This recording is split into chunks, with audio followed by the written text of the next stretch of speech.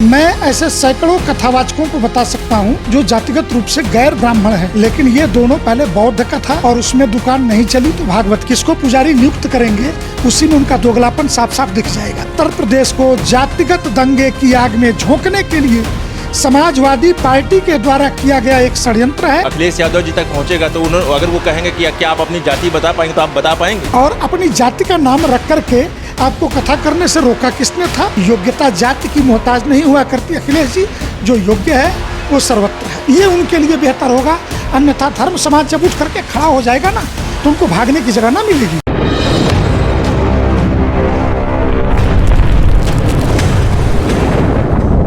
मैं जो कुछ कहूँगा, सत्य के सिवा कुछ नहीं कहूँगा।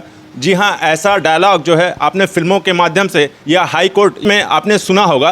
तो अभी हाल ही में एक इटावा में एक घटना हुई थी जिसमें एक कथावाचक जो दूसरे समुदाय का होने के बावजूद कथा कहने के पहुंचता है और ऐसे में वहाँ पे एक बिरादरी के द्वारा उसको प्रताड़ित किया जाता है, उसके बाल छीले जाते हैं, उससे माफ़ी मंगवाई जाती है। तो ऐसे में हमारे साथ बात करने के लिए स्वामी जितेंद्रानंद सरस्वती जी मौजूद हैं, हम उनसे बात करेंगे।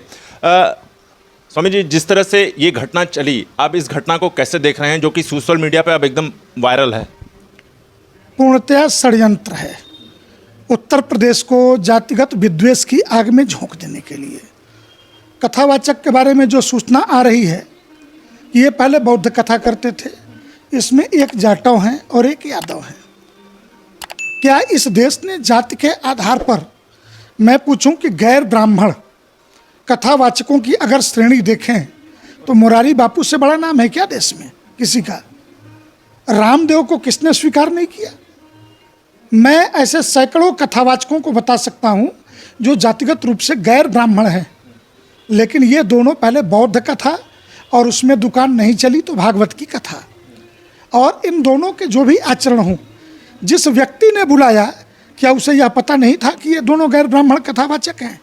या वहाँ एक दिन की कथा हो जाने के बाद यह पता चला कि ये गैर ब्राह्मण हैं? इसका मतलब बुलाने वाले को भी ठीक से पता था और बिना पता किए और कथा के लिए बुलाया जाए और यह पता ही ना हो कि कौन व्यक्ति है, ये तो षड्यंत्र है। मुझे लगता है योगी आदित्यनाथ जी को इस षड्यंत्र की तह में जाकर के कहीं न कहीं समाजवादी पार्टी ही इसके केंद्र में मिलेगी, इस षड्यंत्र को करने में, कि ब्राह्मण के नाम पर भी खड़े मुहरे उसके मिलेंगे और यादव के नाम पर भी, जाटव के नाम पर भी इनके पीडीए के मुहरे मिलेंगे। तो राजनीति अच्छी बात है, लेकिन राजनीति की आड़ में उत्तर प्रदेश के समाज में जहर घोलना, इसके पहले भी बहुत सारे कथावाचक हुए हैं, गैर ब्राह्मण हैं, जिनकी कथाओं में हजारों की भीड़ आती है, कभी किसी ने स्वीकार किया है क्या? इसका सीधा सा मतलब है इस विषय का धर्म और हिंदू समाज से कोई लेना देना नहीं है। यह विषय शुद्ध रूप से उत्तर प्रदेश को जातिगत दंगे की आग में झोंकने के लिए समाजवादी पार्टी के द्वारा किया गया एक षड्यंत्र है और इसकी ठीक प्रकार से जांच होनी चाहिए। हम आपसे जानना चाहेंगे कि चूंकि समय समय पर सनातन धर्म को भी टारगेट किया जाता है, हम आपसे अपने दर्शकों के बारे में जानना चाहेंगे ये कि ब्राह्मण कौन होते हैं? ब्रह्म जानेत इति ब्राह्मण, जो ब्रह्म को जानता है वह ब्राह्मण है। एक मछुआरी के गर्भ से जन्म लेकर के वेदाभ्यास भी ब्राह्मण हो सकते हैं, क्योंकि उन्होंने ब्रह्म को जान लिया। विश्वामित्र भी ब्रह्म को जानने के बाद वशिष्ठ के द्वारा क्षत्रिय कुल में जन्म लेने के बाद भी ब्रह्मर्षि की उपाधि प्राप्त कर सकते हैं। तो महत्वपूर्ण ये नहीं है कि ब्राह्मण कौन हो सकता है, जन्मना श्रेष्ठता या कर्मणा श्रेष्ठता। जो ब्रह्म को जान गया या ब्रह्म को जानने में रत है वो ब्राह्मण है।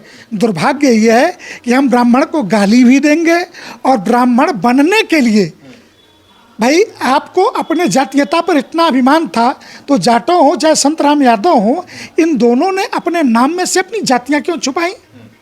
जातीय और अपनी जाति का नाम रख करके आपको कथा करने से रोका किसने था? तो निश्चित तौर से इस संपूर्ण प्रकरण में कहीं न कहीं कि बनना तो सभी ब्राह्मण ही चाहते हैं, लेकिन नफरत भी उन्हीं से है। तो ऐसा तो हमने मनोविज्ञान देखा नहीं कि जिससे घृणा हो, नफरत हो और वही हम भी बनना चाहते हो। तो ये तो शुद्ध रूप से षड्यंत्र का खेल है, राजनीति का खेल है। और पुलिस प्रशासन और योगी जी की सरकार उसकी तह में पहुंचेगी, जांच करेगी। हमें सरकार पर भरोसा है। नहीं, वो ये वहाँ के लोग ये कह रहे हैं जिन्होंने उनको प्रताड़ित किया, बाल छिले या माफ़ी मंगा, वो ये कह रहे हैं सिर्फ जो कथावाचक जो हैं, मतलब जो कथा करेगा वो सिर्फ ब्राह्मण ही करेगा। क्या ऐसा है समाज में? ऐसा कहीं नहीं है। और ये जो लोग कह रहे हैं निश्चित तौर से किसी राजनीतिक दल के मोहरे हैं। अगर इसके आधार पे दूसरे कि किसी भी व्यक्ति को जाति के आधार पर हम कथा करने से भी नहीं रोक सकते और रोकना भी नहीं चाहिए। और जाति के आधार पर अगर अपमान किया गया है तो सबकी ठीक प्रकार से गिरफ्तारी होनी चाहिए, कानून के दायरे में इसका व्यवहार होना चाहिए।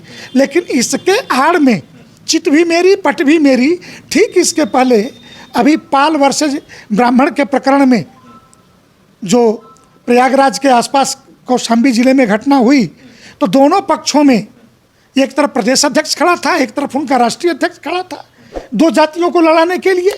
तो ये भी उसी प्रकार का केस है कि ब्राह्मण वर्सेज यादव, जैसे पाल वर्सेज ब्राह्मण, जिसमें उस बच्चे के पिता ने आत्महत्या कर ली थी।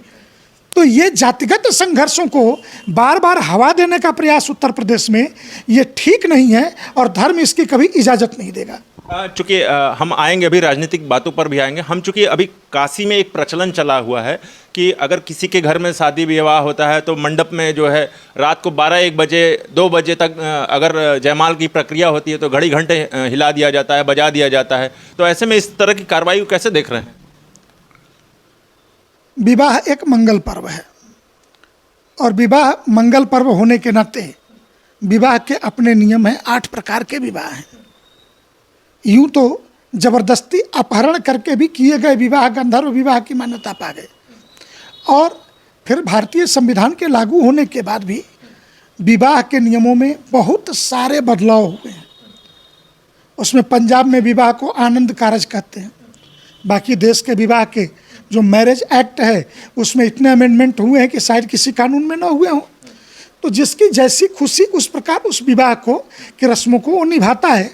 उसमें मुझे लगता है कि बहुत ज़्यादा हस्तक्षेप की ज़रूरत नहीं है।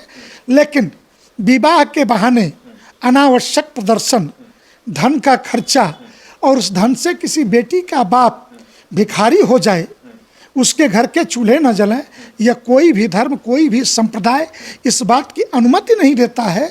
अतः विवाह जितना सादगी से हो, परंपरा के साथ हो, और विवाह का एक ही अर्थ शास्त्रों ने कहा है कि हम अपने माता पिता दोनों पक्षों के कन्या और वर दोनों के अपने माता पिता पूर्वजों को साक्षी मान करके देवी देवताओं की मंगल उपस्थिति में अग्नि के फेरे लग जाना, यही विवाह है कि एक साथ रहने की अनुमति जो जीवित है वो और जो दुनिया से विदा हो गए वो हमारे पितर इसकी अनुमति दें कि हम पति पत्नी के रूप में एक साथ रह सकें, आगे का जीवन बढ़ सके।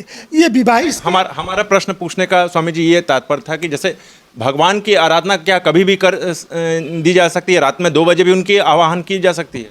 देखिए, भाय कुभाय अलख आलसहु नाम जपत मंगल दिशि दसहु। अब देखिए, सोने जागने का तो क्रम हमारा है। हम मनुष्य हैं जिसे विज्ञान के अनुसार न्यूनतम 6 घंटे की और एक 8 घंटे की नींद चाहिए।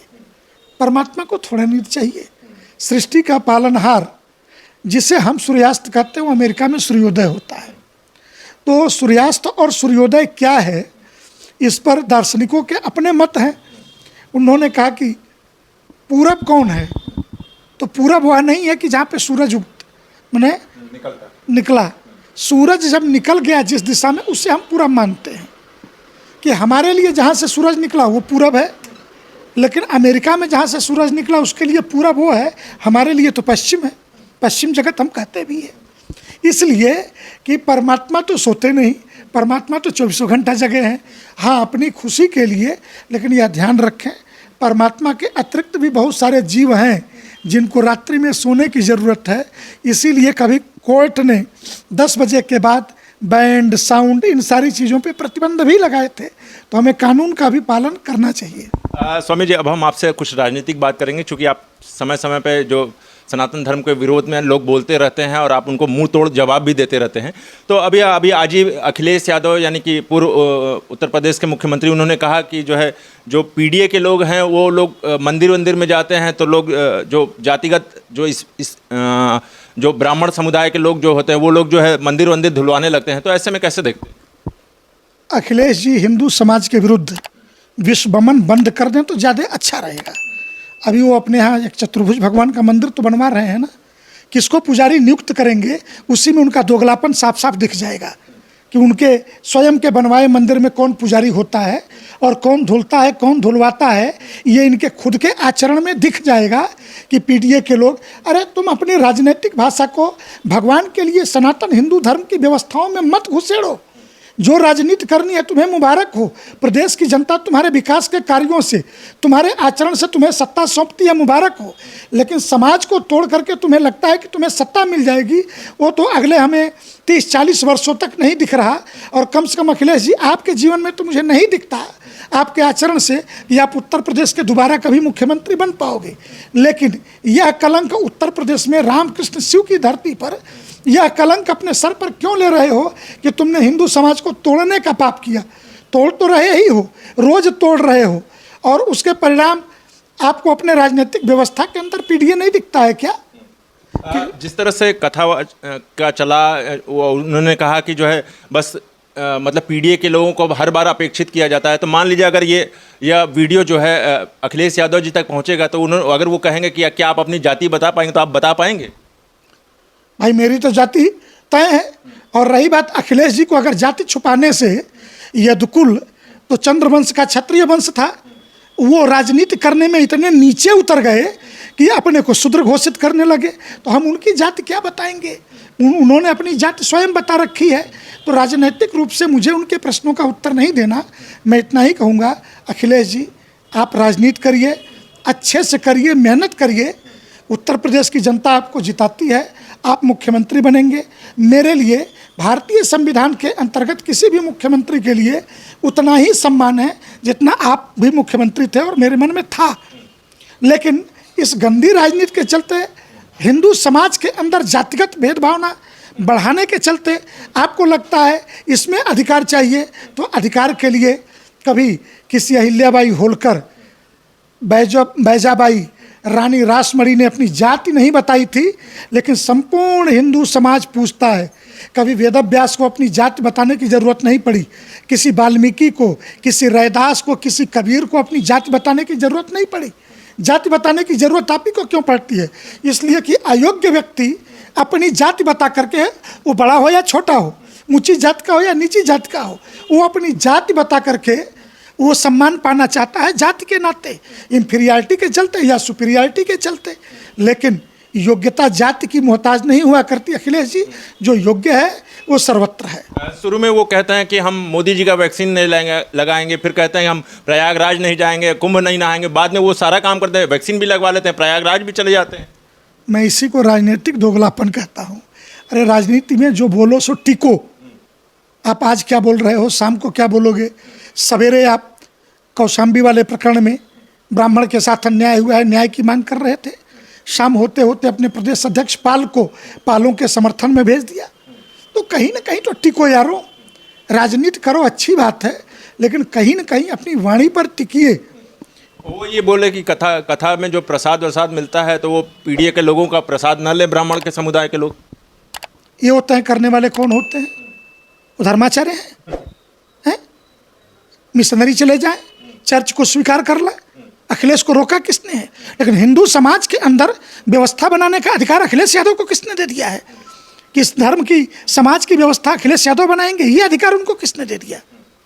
इसलिए राजनीतिक व्यक्ति किसी भी दल के हों, वो अपनी मर्यादा में रहें, अपनी सीमाओं में रहें, ये उनके लिए बेहतर होगा। अन्यथा धर्म समाज जब उठ करके खड़ा हो जाएगा ना, तो उनको भागने की जगह ना मिलेगी। तो बहुत बहुत शुक्रिया आपका हमसे बात करने के लिए। ये थे स्वामी जितेंद्रानंद जी, तो जिन्होंने बताया कि अखिलेश यादव को धर्म पर नहीं बोलना चाहिए, वरना आपको मुंह तोड़ जवाब जरूर मिलेगा। तो देखते रहिए उत्तम सवेरा न्यूज़। मैं हूं अशोक पांडे, धन्यवाद।